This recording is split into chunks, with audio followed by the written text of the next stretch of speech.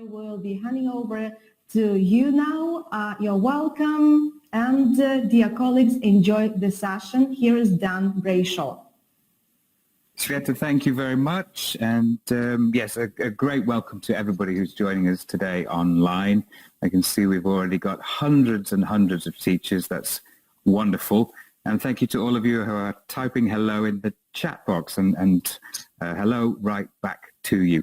As Sveta said, and as you can see on the screen, the session today is all about personalization with upper secondary students, and we're going to be looking at some of the challenges of personalizing our lessons, and of course some tips to help us get past those challenges and make the most of personalization in our lessons. But before we do that, I suppose it would be polite to introduce myself a little bit. And so I was working out the other day that I've been in English language education for 18 years now. Goodness, where did the time go? I still remember my first ever lesson. It was in Thailand, teaching little ones, and it was equal parts thrilling and terrifying. But I did catch the teaching bug, and since then I've taught all ages and all sorts of different levels and types of English,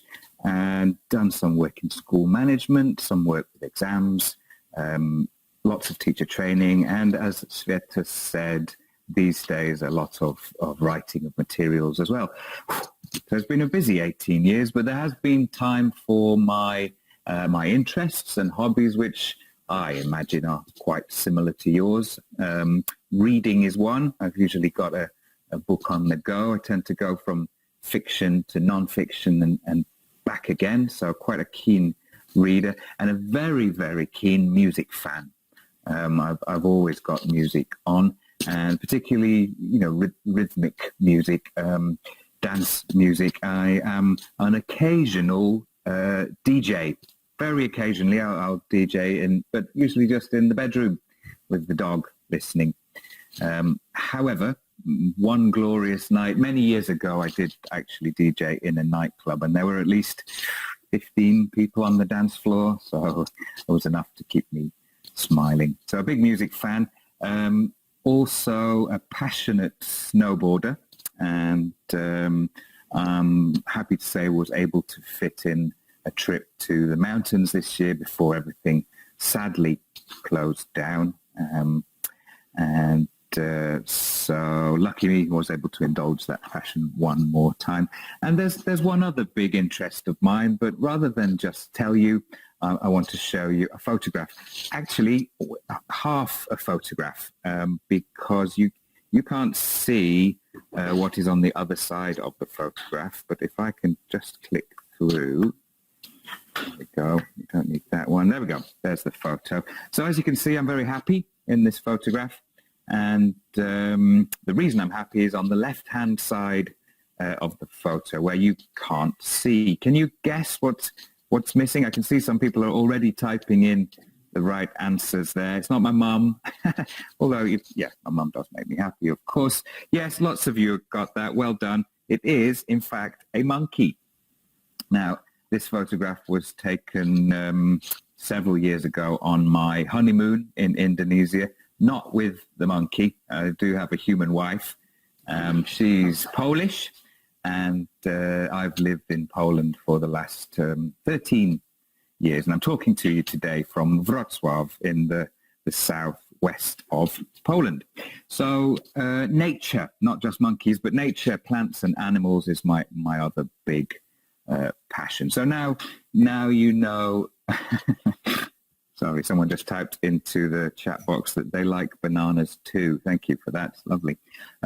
So you know a little bit more about me now. Let's turn to the session. And I forgot someone very important, of course. The one reason that I'm so passionate about nature is to do with this young man. And this is Flash. This is our dog, the center of everything. And Flash is also an important part of the writing team He's the co-author in charge of making sure we take regular breaks and go to the park. So he is around here somewhere today, but he has promised to be quiet on the offer of a bone. So I'm hoping that we won't hear from him. So there we go. Let's turn to the session now and have a look at the menu, what we're going to talk about for about the next 50 minutes or so. I want to start off with a definition. A definition is always a good place to start. And of course, today we'll be defining personalization in the language classroom. And I also want to look at the origins of personalization as part of humanistic methodology. More about that later. So once we've had that sort of introductory stage, then we'll go on and take a look at personalizing input. What we can do to make even things like controlled practice more meaningful than just filling a gap or completing a sentence. And hint, that involves the students and their lives. After we've looked at personalizing input, we'll look at personalizing output. So we're thinking about the freer speaking activities that tend to come at the end of lessons. Some of the things that can go wrong, and of course some suggestions of how we can avoid some of those pitfalls. And finally, one of the biggest challenges when we're teaching in a classroom full of students that are all engaged in some sort of speaking activity is giving them feedback on the language that they've used. It can be very difficult in a busy classroom to gather examples of good and faulty language. So we'll have a look at a technique called delayed error correction that can help you with this. To help us along the way, we'll be looking at ideas and examples from Highnote. As you heard from Sveta, this is Pearson's latest upper secondary course for ambitious students. And I'm proud to say that along with my co-author, Bob, we wrote level 3, Bob Hastings, who's in Spain at the moment. Like many of us, Bob under full lockdown. He is, as far as I know, healthy. I was in touch with him not long ago. So we're sending greetings to you, Bob, shut inside your house, like so many of us are at the moment. Thank goodness for the internet. So Highnote we are very proud of, and one of the key features of the course really is that the idea of bridging the gap between school life and young adult life, and building competencies for further studies and also for the world of work. And we'll come back to that a little bit later in the session. Let's start with a definition. It's always a good place to start. And we'll turn to some famous names that I'm sure you'll recognize to help us. Remember, we're defining personalization in the language classroom. Now, the first of our famous names, Thornbury. In his excellent book, and it's actually also a website, isn't it, an A to Z of ELT, says that personalization is when you use language to talk about your knowledge, experience, and feelings.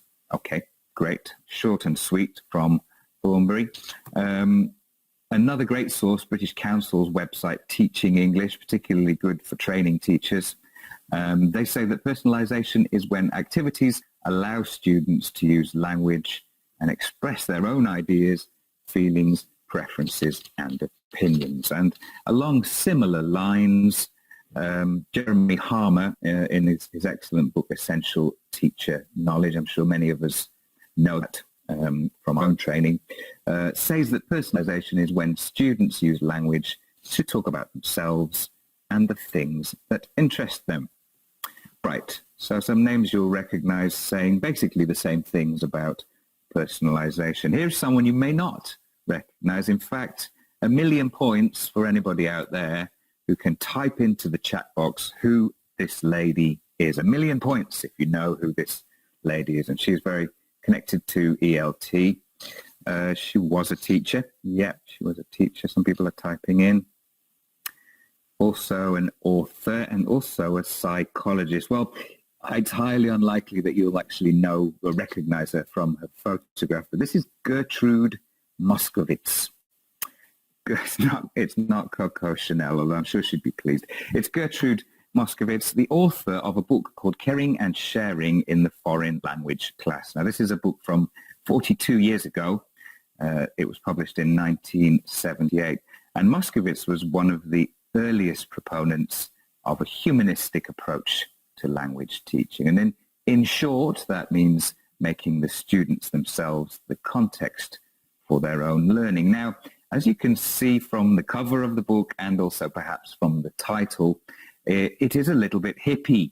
It is a little bit touchy-feely, but very nicely so. And it contains some key principles which I think are just as relevant today, 42 years after it was published, as they were way back when it was initially on the shelves. And we're going to have a look at three of those key principles, because these are principles that really sit at the center of, well, my teaching and also my materials writing. Principle number one is this, and as you can see, I'm going to need your help with some missing words. The first thing that Moskowitz said was that we should connect the contents of our lessons or our materials. We should connect the contents with the students' something. What do you think the missing word is? You can see that the first letter is L.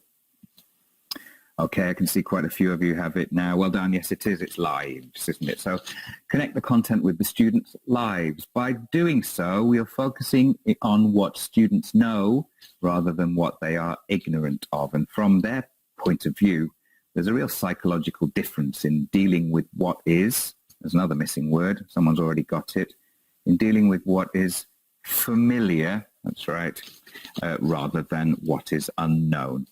In a nutshell, I think basically what Moskowitz was saying is that personalization helps build students' confidence, because it's usually easier to talk about yourself than it is to talk about something abstract. So that's the first of our key principles. Secondly, Moskowitz said we should use the student something in the lesson. What do you think the missing word is? Type it into the box if you have any idea. Good, I can see several of you have the right answer already. It is responses. Use the students' responses in the lesson. So the things that the students say to us. Since the students will be sharing of themselves, said Moskowitz, utilize what they share by asking the class questions relating to what has been exchanged in the interaction. Well, quite a mouthful. I think in a nutshell, basically, Moskowitz was saying that personalization requires feedback. And a very key part of this is that it requires feedback on the language that students have used, but it also requires a response to the content of what students have said. Let me give you an example. Imagine your student comes up to you all very excited and says, "Oh, Miss, last weekend I go to Paris. It was fantastic." Now, the teacher in us might want to say to our students, past simple, completed action, verb to go. Not I go to Paris, but I went to Paris. By which time the students have kind of switched off, because they're thinking, what? Hang on, my teacher was not interested in my trip to Paris at all. I think it's key to show interest in the content of what students say before we move on to correct their language. And that's something we'll come back to later in the session. So personalization requires feedback. Finally, Moskowitz said, well, your students have ideas too. Don't overlook an important resource of ideas for humanistic techniques. Who can tell you what interests them better than? What do you think the missing words are there? See, some people are still typing in the answers to the last slide. We may have a little bit of a delay. Okay, good. Now some correct answers coming in here. Who can tell you what interests them better than the students themselves? Okay, so your students have ideas too. Essentially, in a nutshell, and I think this is an absolutely key thing to remember, that bringing the students' lives to the content brings the content to life. And if you like, this is sort of a mantra, if you like, for my teaching, for my materials writing. I think it's extremely important to bring the students' lives to the content, and our lessons and our materials, and most importantly, the students themselves benefit as a result. Thank you, Moskowitz. Some key principles which have really formed a central part of my approach to English language learning and teaching. Let's move on to look now at personalizing language input. We've had 3 definitions. We've looked at the origins of personalization as part of a humanistic approach to teaching. Now let's look at how we can use personalization to make language development and skills development more engaging, and crucially even to make things like controlled practice more closely related to our students. I'm going to show you a photograph. I wonder if you can guess who is in the photograph. Type in your answers to the chat box if you have any idea. Who could it be? Yes, no, it's not Brad Pitt. No. I'm joking. Nobody typed in Brad Pitt, unfortunately. It's me. Yes, it's me. And the answer to the other question, how old, people are generally right. I was 15 years old in this photograph. And I think I was a pretty normal teenager at the age of 15. Let me tell you a bit what life was like when I was 15. And it was the 80s. And I had similar interests to those that I have today. My interest in music started very young. I used to love listening to music as a teenager, but I used to do it upstairs in my bedroom. On a Sunday evening, I would try to record the charts. You know, there was the top 40 countdown. So I had cassette players, and I would try to record them, try to stop it before the DJ said anything, so I could only get the music. And that was always how I spent my Sunday afternoon. If I wanted to watch a film or something on television, I had to go downstairs to the living room. There was only one television in the house. So we had to negotiate. Whatever was on there had to be something that everyone wanted to watch. Chatting with friends, that's a normal teenage activity, isn't it? I did plenty of it, but I used to do it on the phone. You'll remember the phones with the curly wire. You used to get wrapped in it by the end of your phone call, and with the circular dial, so you would dial the numbers with, one number at a time. Unless it makes me feel old. That was chatting with friends. Reading the news was with a newspaper, and when you'd finished, you had ink fingers.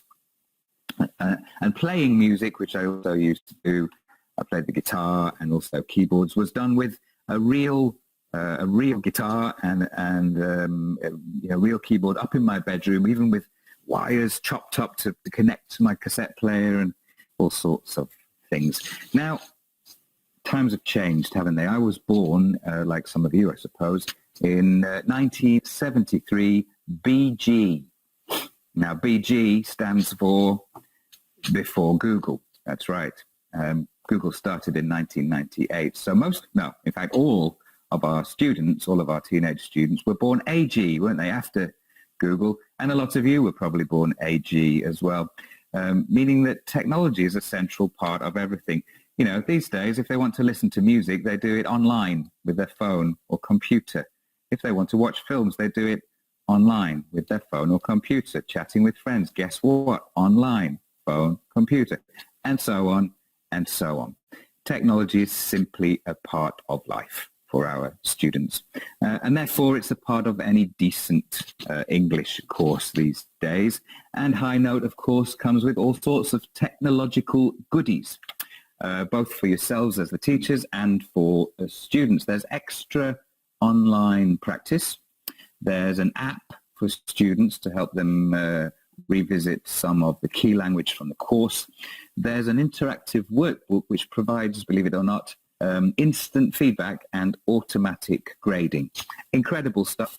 But it does actually make me wonder if teachers will be replaced by robots one day. I doubt it. I don't think so. However, there are some things, some areas where robots are better than humans. You may be thinking, no? Well, let me give you one example. Robots don't get sick, which of course is sadly a very contemporary and timely example at the moment. Can you think of any other ways that robots might be better than humans. They don't die. Yes, Natalie, that's right. They don't get tired. They have no emotions, which could be an advantage in some situations. They can be much stronger than humans. That's right. They don't cry. They don't betray you. They work 24/7. They don't shout. Indeed. You've got lots and lots of ideas. Great. So there may be some ways in which robots are better than humans. And it struck me that this might be a good way to start a lesson on a very important but quite difficult topic to tackle these days, and that is, of course, technology. I think if we're going to succeed with the topic of technology in a teenage classroom, we have to ensure that, first of all, we take a forward-looking look at the topic as far as I'm concerned, looking into the future. I think we also need to make sure that we bring relevance to the students' lives in order to make the topic engaging. So let's have a look at how I hope I've achieved these things and personalized input in a lesson from level 3. And it's a lesson that's actually a reading and vocabulary lesson, as you can see highlighted in orange. Whenever we combine a skill, whenever we deal with a receptive skill, reading or listening, we also couple that with vocabulary, all on the same spread in Highnote, and of course skills development. And in this case, it's skimming or scanning. And those skills are developed whilst looking at a text on artificial intelligence. And it's a text that takes a look at why some experts are worried, people like Bill Gates. It examines whether there will ever be killer robots. The answer is everyone agrees no. And it looks at how we can make sure artificial intelligence is safe in the future. So a forward-looking take on the topic of technology. There's vocabulary work, as I mentioned, and in this case it is word building, transforming verbs into nouns using suffixes. And it's the practice of this to which I really want to draw your attention, because when we're doing transformations, we'll have a look at number 6 on the slide there. My new phone can recognize my fingerprint. A new phone has fingerprint recognition. So the students are transferring from verb to noun using a suffix.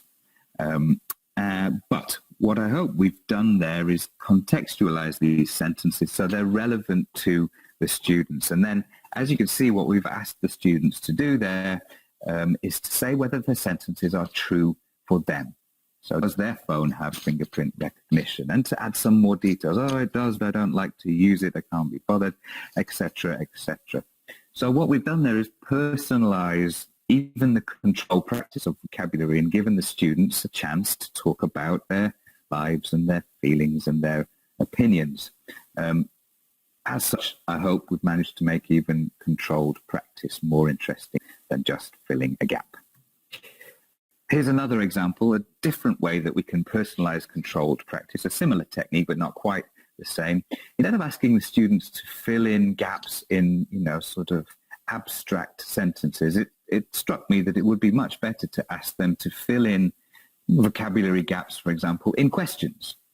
And this is from a lesson on sport. As you can see, if you look at number 5 here, can you name someone from your country who has set a world something is record? That's right. What was it? So not only have we practiced the collocation world record, but we've also then, by asking the students to ask and answer those questions in pairs, we have, as Moskowitz said, brought the students' lives to the content in order to bring the content to life.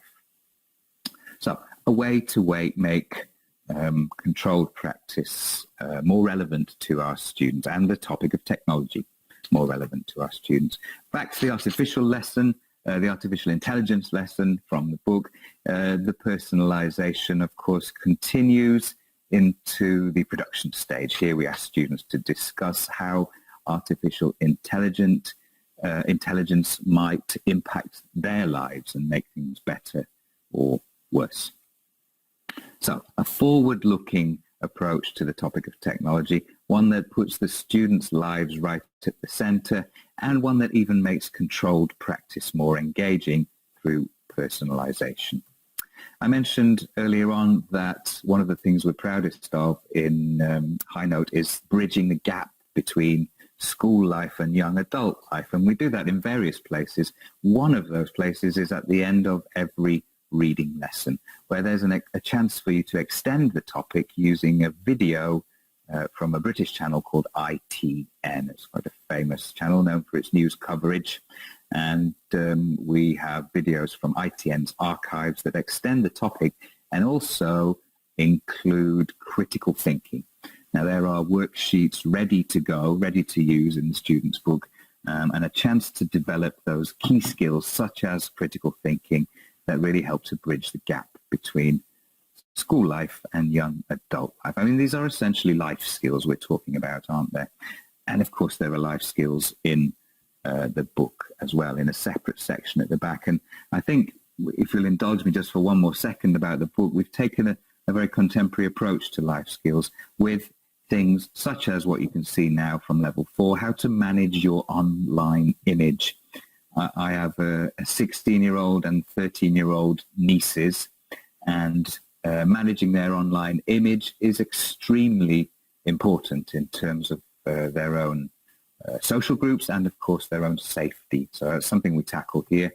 It is also very important, unfortunately, these days, to be able to identify fake news, isn't it? So it is another skill that we try to introduce in the book. And, you know, learning to be a young adult also means broadening your cultural horizons. So as well as those pretty cool life skills that we've got in there, we've also got culture spots at the back of each book. This one, for example, about the most popular drink in Britain, which is, of course, not beer. You might think it is, but it's tea. Tea with milk, that's right. So learning something about the culture of the language that you're also learning is part of making that step towards growing up, isn't it? Wonderful. All right. So we've looked at personalizing inputs and how we can put our students at the center of our materials when it comes to skills development, language development, and practice. Let's look now at personalizing language output with a particular eye on what could go wrong. But to start us off, well, we've already been mentioning this, haven't we? T. I'm an Englishman. If I didn't say so, you probably know from my accent. I was born and raised in England, but very unusually for an Englishman, I don't like tea with milk. Not a fan of tea with milk. I am a coffee fan. It has to be blacker than a moonless night for me, black coffee. And I probably used to drink too much. I'm trying to cut down these days, and I'm down to just 1 cup a day. There it is. So I love coffee, but I have to drink it early in the day because otherwise I'll be wide awake staring at the ceiling till the middle of the night. So a little bit about coffee. And this reminded me of a great fluency activity that I want to show you. For when you do get back to class, this is a materials-free activity that I would suggest that you try out. It's called tea or coffee. Imagine this is your whiteboard. All you need to do is put 2 opposing choices. As you can see, we've got some examples here on the whiteboard. In this case, tea or coffee, spicy food or mild food. Now, this one is not for the students. It's for you guys as the teachers. A wild night out, or is it more of a quiet night in these days? And Hemsworth or Clooney, why not? An important question. So remember, these, of course, are just for fun to demonstrate with you, the teachers. But with your students, you can use this activity for all sorts of different things. Imagine you're doing sports as a topic at the moment in class. So you can have watch sports or play sports, indoor sports or outdoor sports. It's a very flexible activity. And the idea is that the students talk for a moment or two about whether they're tea people or whether they're coffee people. And usually you'll find that this activity is a very successful one. But we all know what it's like, I think, to, have excitedly set up a speaking activity and to be greeted by silence. we know, I think, what it's like for that, your lesson plan says speaking 10 minutes, and after 1 minute, everyone's gone quiet. I'm very interested in when that does happen, when the students aren't speaking as we hoped they would, why? And of course, what can we do about it? What can we do about it through classroom management? And what can we also do about it through materials design? So I put together a list. I got to thinking about this, and yes, I can see lots of people are typing in that they would definitely love to go for a wild night out. Yes, we're all kind of trapped, aren't we? Unfortunately, I feel your pain. A wild night out with Chris Hemsworth, says someone. Well, why not? Why not? So, spicy coffee with Clooney. Well, I think we better stop there before we get into dangerous territory. So remember, what we were looking at was when it doesn't work, why doesn't it work? When students aren't speaking, why aren't they speaking? And these are some of the reasons, I think, some of the things that might be going on in their head. I'm not going to read it out to you. Please just read the screen. I'll give you a moment. Have a look.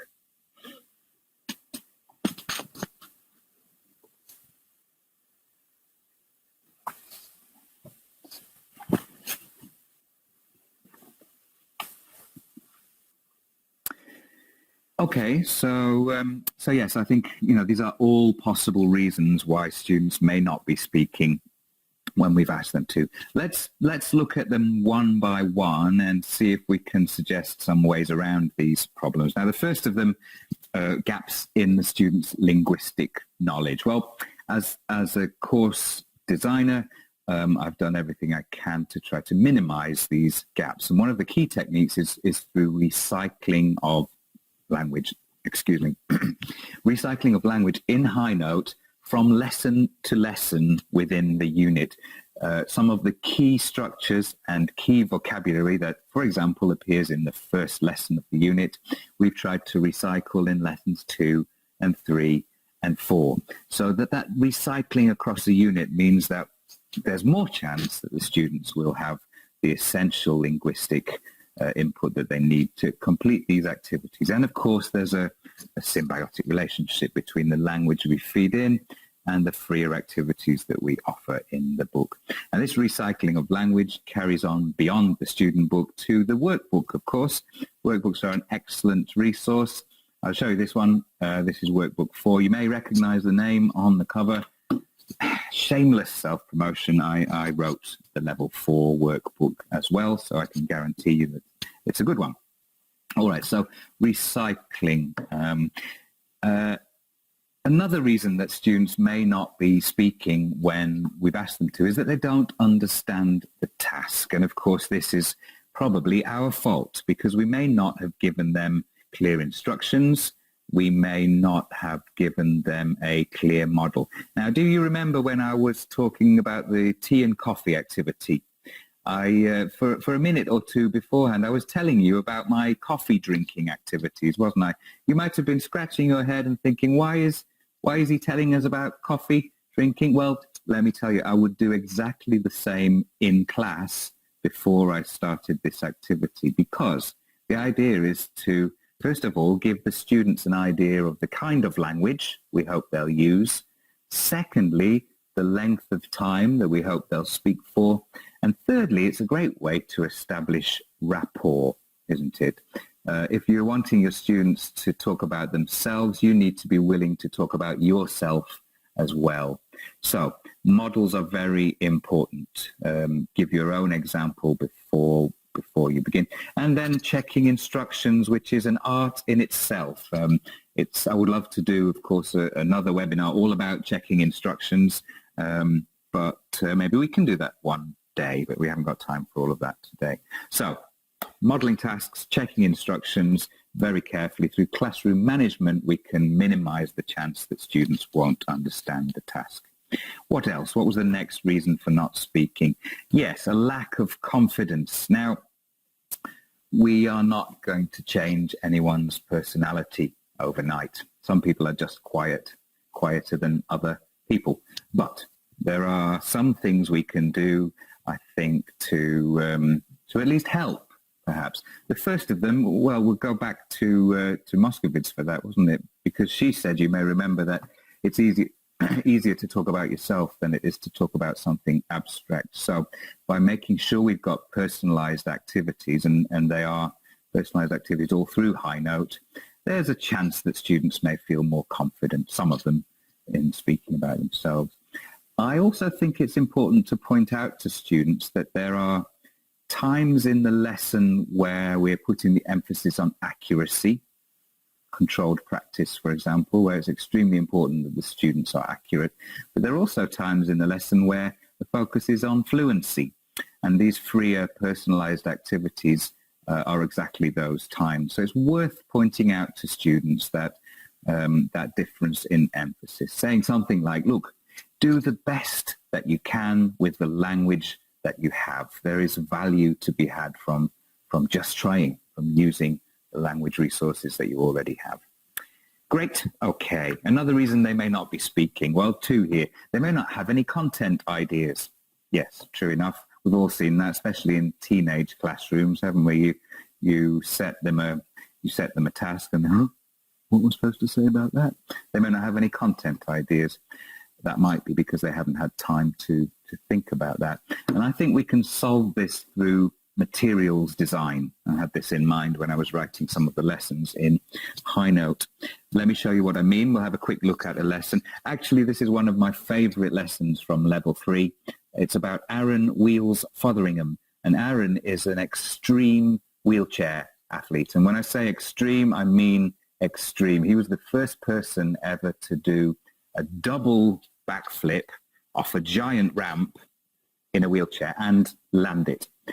Truly incredible. If you get a chance to look up wheels on YouTube, particularly if you do this lesson with your students, you'll be amazed.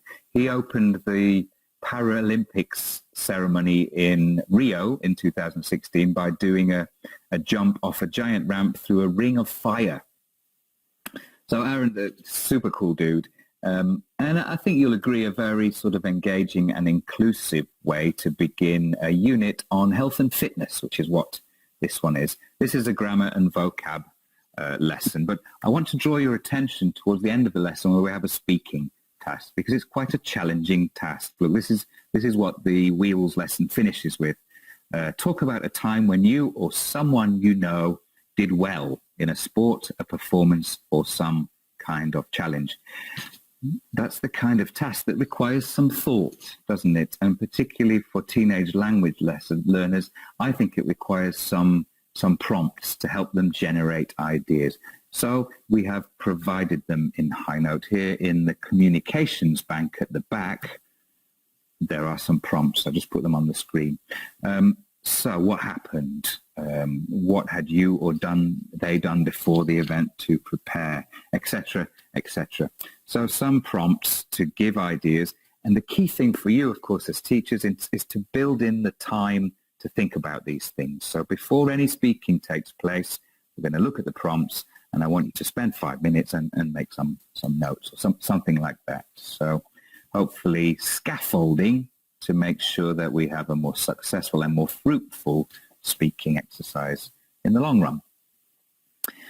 Another reason that students may not be speaking to each other is that they've no reason to listen to their partners. It's true, right? It's been a long week. It's Friday. It's hot. Everyone's tired. I don't care what my partner has to say about the 3 things that they blah, blah, blah. It's understandable, right? It happens sometime. So again, I think through materials design, we can perhaps help to avoid this. Let's look at very briefly at another lesson where I hope I've dealt with this particular problem. This is actually the opening lesson of level 3. This spread is all about proms, the end of term celebration that are increasingly popular outside the US. They began in the US, but they're happening all over Europe now. So this is all about prom night. The topic, the broader topic is appearance and clothing and image. And here, the vocabulary in this lesson is phrases with dress. So things like this: dress casually, get dressed, to be well dressed. The practice for this vocabulary is is this one. Have a look at the rubric here. Use these phrases from exercise 6 to make 3 true sentences and 1 false one about yourself. And here is the clincher. Can your partner guess which one is false? So a reason to listen, I think, albeit a small one. Listen, and in which of the sentences is your partner not telling the truth? Maybe just enough to keep people awake for a little bit longer than they might otherwise have done. So guess which one is false is another way to keep people's attention. Good. Finally, we said that one reason that students may not be speaking, and this goes especially, I think, for older students, for more experienced students, is that they may have doubts about the value of personalized, freer speaking activities. What kind of doubts? Well, they may be thinking to themselves, look, there's no point in talking about ourselves if we use bad English to do it. Well, I'm not sure I agree. I think that in this case, there's a time where we need to point out, this is one of the times where we need to point out that there are times in the lesson where we're focusing on fluency and times where we're focusing on accuracy. And the student, I think, needs to realize that even doing the best that you can with your linguistic resources is valuable time spent. I can see a few people are typing that they're having sound or video problems. I'm sure that our technical people are looking at that right now. My apologies if there's any problem with your sound or video. Other doubts that students may be having about freer speaking are, look at this. I speak a lot, but what is the point if you never correct me? I'll never improve. Very true. A very good point. Students, I think, sometimes feel cheated if they speak for 10 minutes and then they get no feedback on the language that they used to do so, particularly more higher level students, I think. So this is our challenge as teachers, one of our many challenges to overcome. How do we give feedback to a room full of students who are all speaking in pairs? Well, using a technique called delayed error correction, which I just want to run through briefly now. You may recognize this from your own teacher training. It may be something you're familiar with, but our task is to gather examples of good and faulty language from the students, isn't it? So the layout of your classroom is very important here. And I say this because somebody's typing that right. Allah says not to interrupt the students. Is absolutely right. We need to be able to physically get behind the students, if at all possible. Why? Well, you may have found the same as me, that in class, whenever a teacher approaches a group of students who are in the middle of a speaking task, they almost always stop and look at the teacher, expecting the teacher to say something, seeing an opportunity possibly to ask about that word from a minute ago that they couldn't remember. And suddenly the fluency activity has stopped because the teacher interrupted. I think it's therefore very important that we can make our way around the classroom, listening to what the students are saying, but without speaking, without interrupting them. And that means being behind them, if at all possible. So we're walking around as they speak, and we're gathering examples of both good and faulty language. It's important to take a balanced approach to this. I always go for 3 and 3. So I write down on my notepad 3 good things that I've heard and 3 examples of faulty language. And it's usually focusing, of course, on the language that we've looked at in that lesson. During the final minute that the students are talking, we go to the whiteboard and write up those examples on it at the front of the classroom. And it's very important to do this anonymously, of course. We're not going to write up a mistake. This is what Kasia said. Ha, ha, ha, Kasia. Obviously, we're not going to do that, right? So we write up anonymously the good and faulty language on the board, mixed up. Not 3 good, 3 faulty, but mix them up. You'll see why in a minute. And remember, feedback on the content first. So I heard some very interesting things when I was walking around the classroom. Someone was talking about when they went to Paris. Yes, Anya, it was you. Tell us about Paris. So interest and feedback on the content of what students have said first, and then we turn our attention to the language. We have these 6 sentences written on the whiteboard, and we can hand over to the students. We can make this student-centered by asking the students to work in pairs and spot the faulty sentences and correct the errors. So sentence 1, good. No, sentence 2 has a problem. The students can shout out and help you to fix that problem. Good. If you are organized enough and you've got time, use your mobile phone to take a photograph of that whiteboard when you've finished with those 6 sentences on. And then in the next lesson, you can come back to it. You can revise those.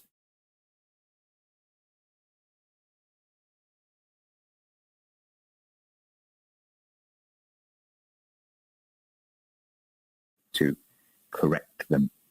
So delayed error correction is a technique that allows us to give feedback on language when we've got large groups of students all speaking at the same time, and that helps them to see the value in freer speaking activities.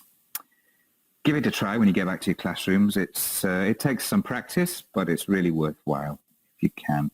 All right, don't go away, not yet. We've got a couple more things to do. Firstly, a recap. And then a very exciting opportunity for you to get a free book. So please don't click, do not leave us yet. First of all, then, a recap. We started, you may remember, with 3 definitions of personalization, and we looked at the origins of personalization as part of humanistic methodology. Remember Gertrude Moskowitz and her book, Caring and Sharing in the Foreign Language Classroom. Then we looked at personalizing input, and we saw how we can make language development and skills development and even control practice more engaging by putting the students at the center of it.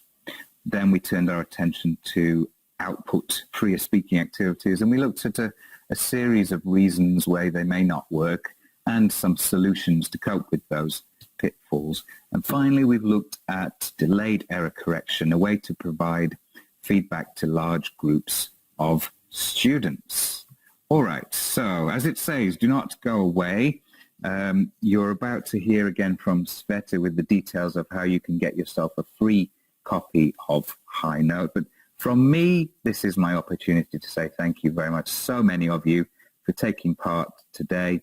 It's been a pleasure, and I really hope at some point in the future I'll have a chance to come to Ukraine and meet some of you face-to-face at conferences. All right, so Sveta, back to you. Thanks once again, everybody. Yeah, thank you very much. Can you hear me? I can hear you. Great. So hopefully everybody else can hear me as well. So thanks a lot, Dan. A fantastic session. And if we were doing our author's tour as planned, today would be your last day. We planned the session in Dnipro. I thought about that. Yeah, unfortunately, our plans have changed. But if we were at the session now, a round of applause will greet your session. Thank you very much. Well, so imagine that you are standing in a great, big room, and we are applauding you. Thanks a lot. Thank you.